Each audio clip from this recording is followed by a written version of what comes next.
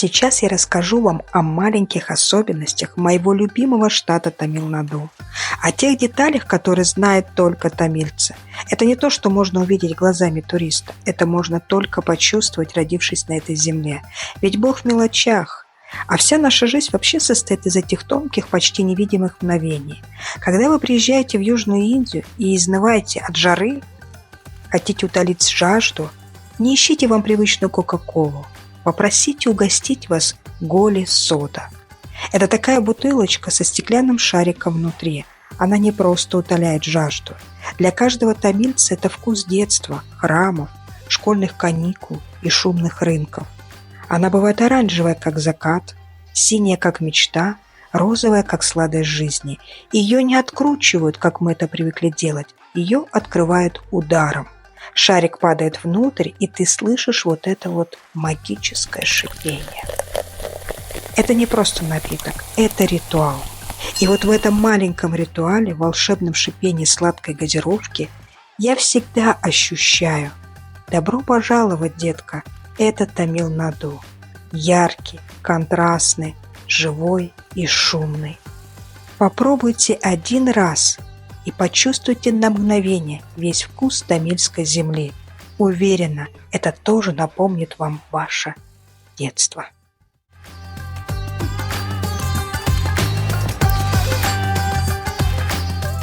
А теперь давайте я поделюсь с вами кое-чем особенным. Не банальным, не туристическим, а тем, что действительно знают только те, кто родился и вырос в Тамилнаду. Вот, например, 11 интересных малоизвестных фактов о Голи Сода. Это не просто сведения, это настоящая история, вплетенная в повседневность южноиндийской жизни. Бутылка с шариком вовсе не индийское изобретение. В 1870-х годах ее придумал англичанин Хирам Котс. Но именно в Южной Индии это изобретение обрело свою душу. Здесь ее пьют с детства. Это не напиток, это часть ритуала.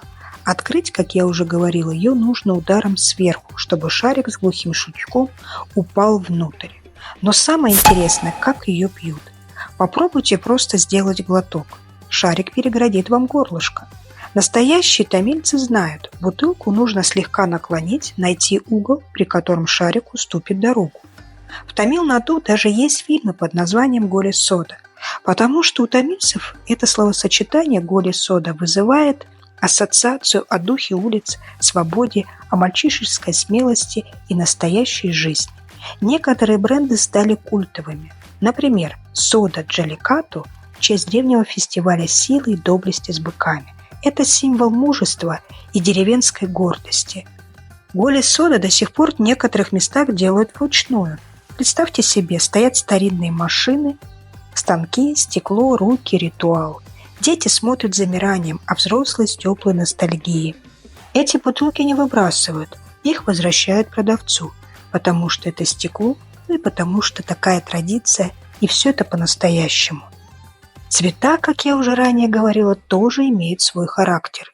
Например, апельсиновое – это как полудневое солнце, розовое – это как нежность, зеленое – как листья туласи у порога дома. Некоторые хранят эти бутылки как свою память, как напоминание о детстве, о лете, о школьных каникулах и, возможно, о своей первой поездке в город.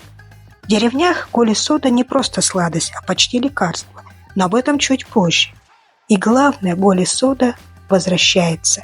Мир, который устал от пластика и фальши, она приносит что-то настоящее, вкус, который не подделать, ощущение, которое не забудешь.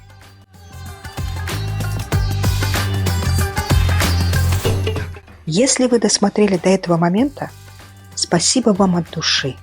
Значит, вы тоже почувствовали вкус не просто напитка, а целой культуры, в которой даже шипение газировки – это воспоминание. И, как я вам обещала, вот заслуженный бонус – деревенский рецепт той самой розовой Голи Сода, который до сих пор можно встретить на юге Индии. Вам понадобится газированная вода 200 мл, лимонный сок 2 чайные ложки, розовая вода 1 чайная ложка, щепотка черной соли, молотая зира кумин на кончике ножа, немного тертого имбиря, 1-2 чайные ложки сахара, если хотите сладкий вариант, пару листочков свежей мяты. Все это смешайте, охладите и наслаждайтесь. Обязательно попробуйте этот напиток, почувствуйте любовь тамильской земли. Пусть этот вкус станет для вас чем-то личным, как воспоминание, к которому захочется возвращаться. А впереди вас ждет еще много таких историй о вкусе, о людях, о местах, в которых живет настоящая Индия. До новых встреч!